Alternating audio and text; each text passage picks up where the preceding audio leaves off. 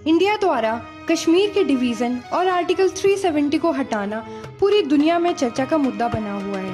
पाकिस्तान तो इतना बौखलाया हुआ है कि उसके नेता और सेमी ऑफिसर्स हर रोज इंडिया को युद्ध की धमकी दे रहे हैं।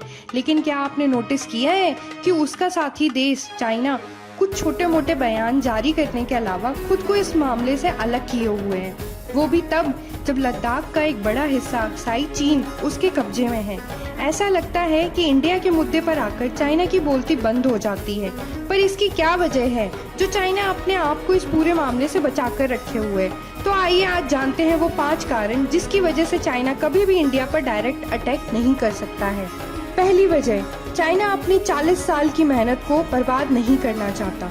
चाइना की ख्वाहिश अमेरिका को पीछे छोड़कर दुनिया की सबसे बड़ी कंट्री बनने की है। इसके लिए चाइना ने बहुत मेहनत की है। आपको जानकर ये हैरानी होगी कि साल 1980 तक इंडिया और चाइना की अर्थव्यवस्था लगभग सेम थी।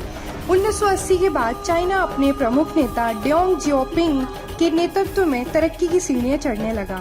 यही वजह है कि चाइना आज अमेरिका के बाद दुनिया का सबसे शक्तिशाली और आर्थिक रूप से मजबूत देश कहा जाता है। चाइना जानता है कि अगर वो भारत के साथ किसी तरह के संघर्ष में उलझता है तो 1980 से लेकर की गई अब तक की मेहनत बर्बाद हो जाएगी।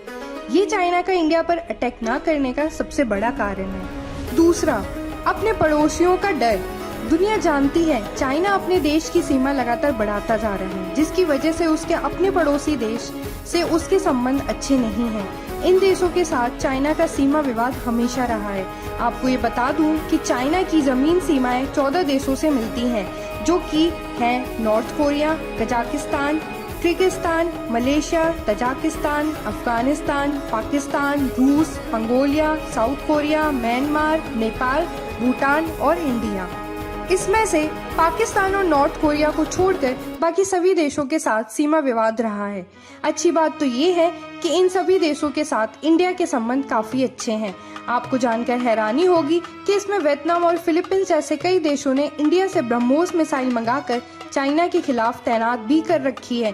इसी वजह से चाइना को ये डर है कि अगर वह इंडिया के साथ इस स्ट्रगल में उलझता है या उस पर डायरेक्ट अटैक करता है तो सभी पड़ोसी देश मिलकर इंडिया का ही साथ देंगे।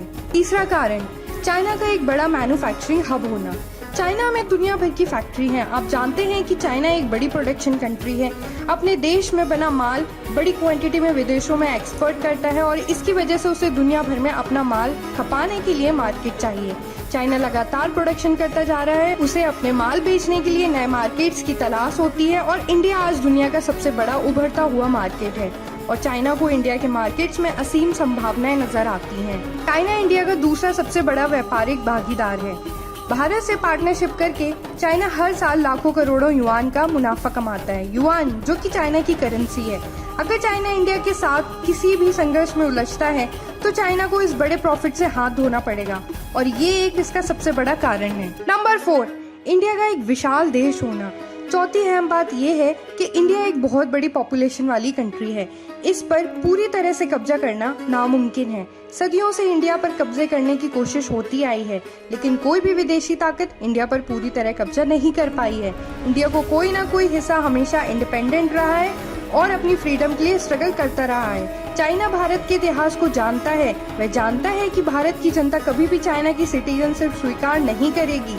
चाइना जानता है कि वह भारत के साथ व्यापार करके ज्यादा फायदे में जा सकता है बजाय इंडिया को कब्जे करने में। 5वां और सबसे बड़ा कारण, इंडिया की ज्योग्राफिकल सिचुएशन। इंडिया के नॉर्थ में हिमालय और साउथ में 3 दिशाओं से समुद्र है।